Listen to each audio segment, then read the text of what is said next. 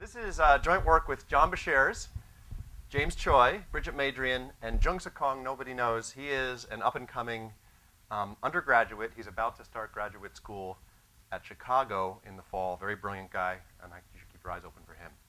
So this is about kind of trying to open up the institutions that we have and imagine new institutions that may help us save more effectively, both for short-run and long-run goals. So the opening question is, what are the features that make a savings account attractive? We have this kind of traditional view that liquidity is what people want, flexibility, give people maximal freedom. On the other hand, there's theory, those of you who know the work on present bias, and data, like the experiment that Ashraf, Carlin, and Yin ran in the Philippines, showing that in some cases, illiquidity might be appealing. So we want to kind of unpack that possibility, both in theory, which I won't talk about today. This paper has a theoretical arm, but also empirically, and ask, do people like liquidity? And if they do like illiquidity, rather, and if they do like illiquidity, what kind of illiquidity would be the most effective? Now, we all have a kind of canonical illiquid account on our minds, which is the 401k IRA. It's a kind of single style of account. It has a 10% penalty for early withdrawal. It has some elements of flexibility beyond that. For an educational need, you can take the money out without penalty, et cetera. So we have this canonical illiquid asset in our midst, but I bet that we haven't ever asked, either as policymakers or as academics, whether this asset, which is now guiding $12 trillion of US savings, whether this asset is in fact correctly structured or whether we can improve on it.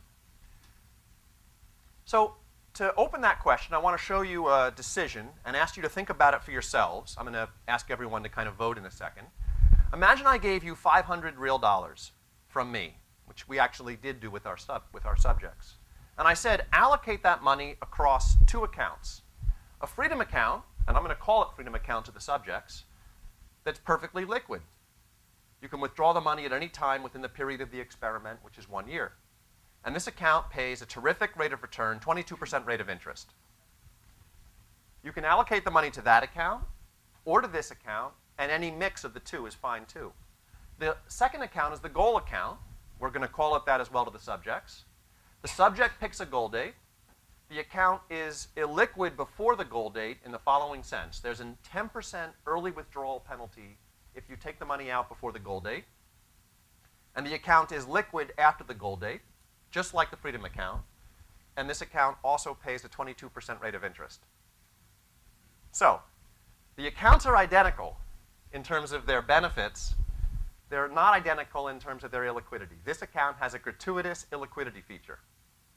If I gave you $500, who would put at least a penny in this account? Hands up.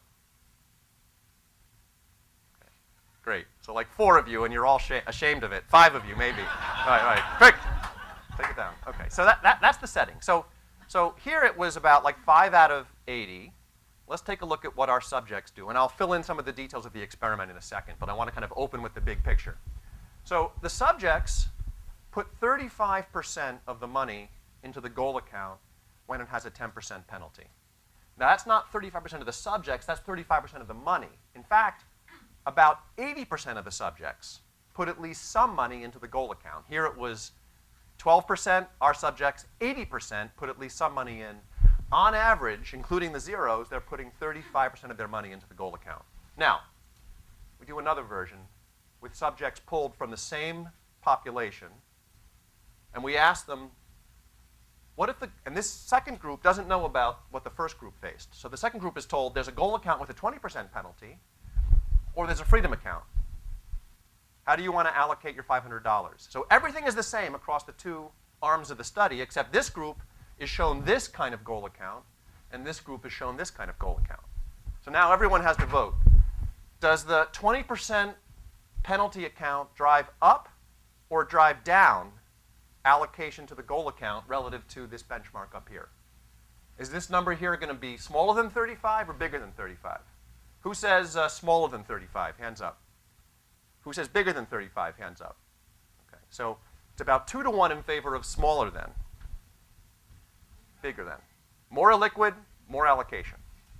Okay, then we took a third group of subjects drawn from the same pool. And we gave them this choice. And they, again, don't know about what the other subjects did. They only see the choice that they face.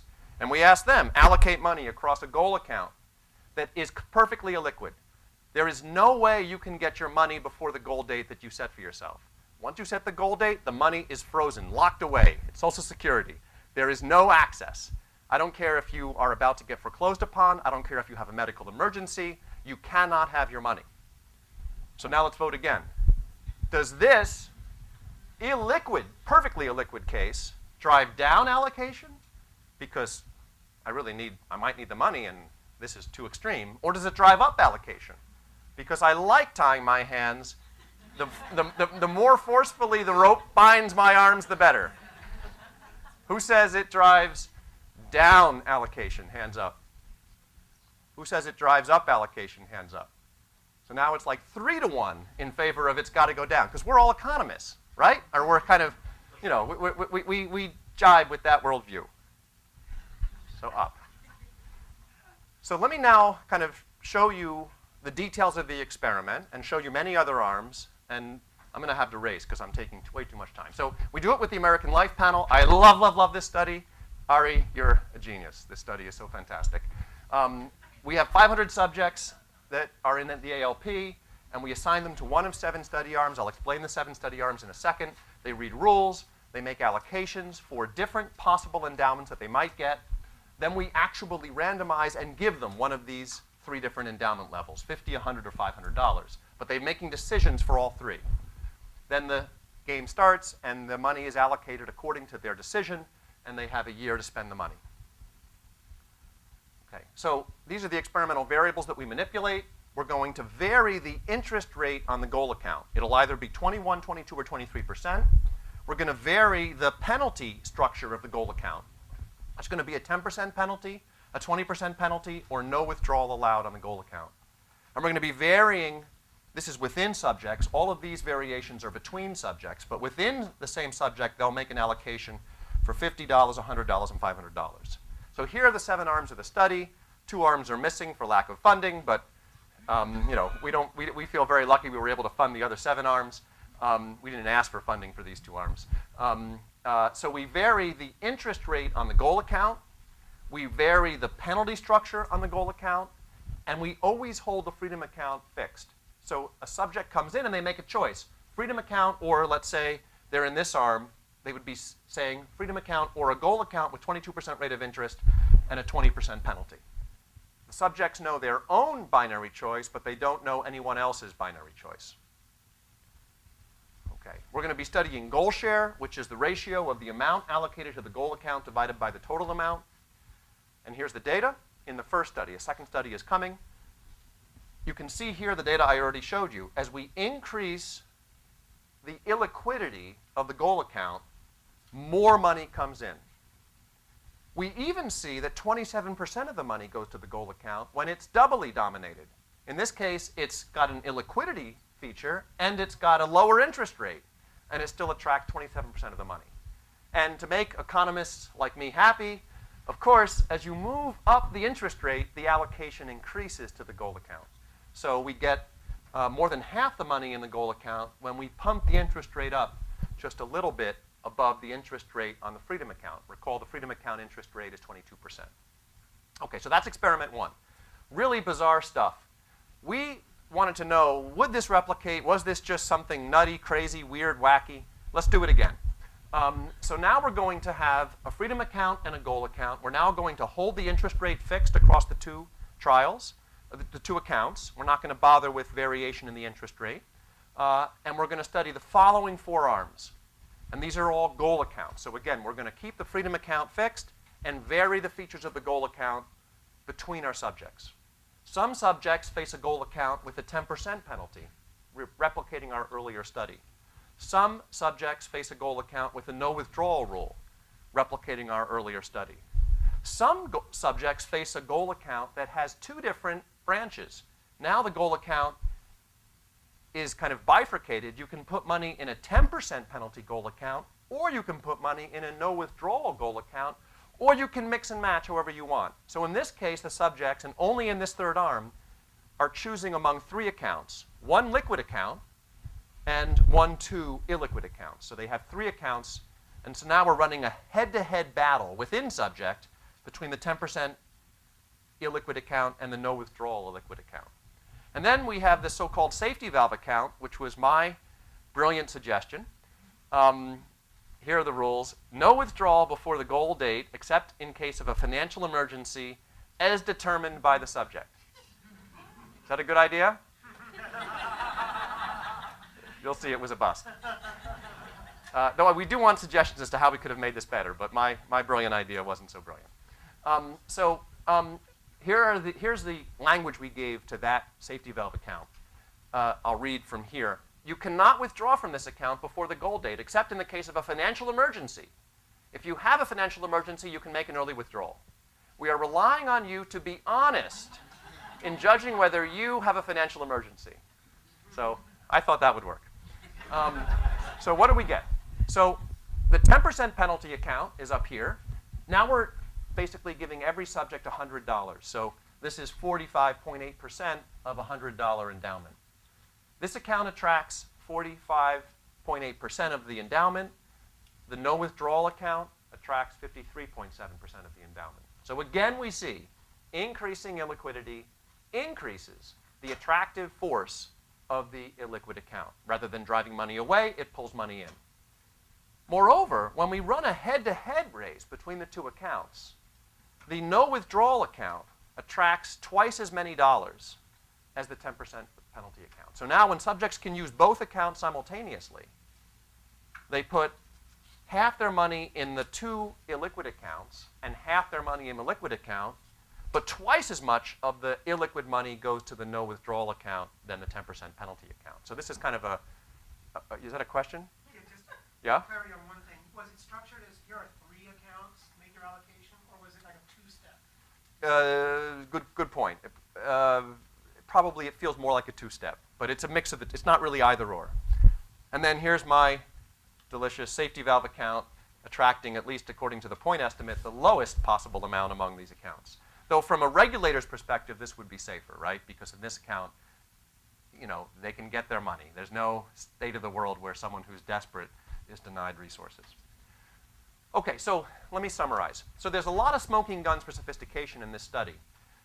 Our subjects put money into illiquid goal accounts even though they offer a lower interest rate. That was the 21% arm.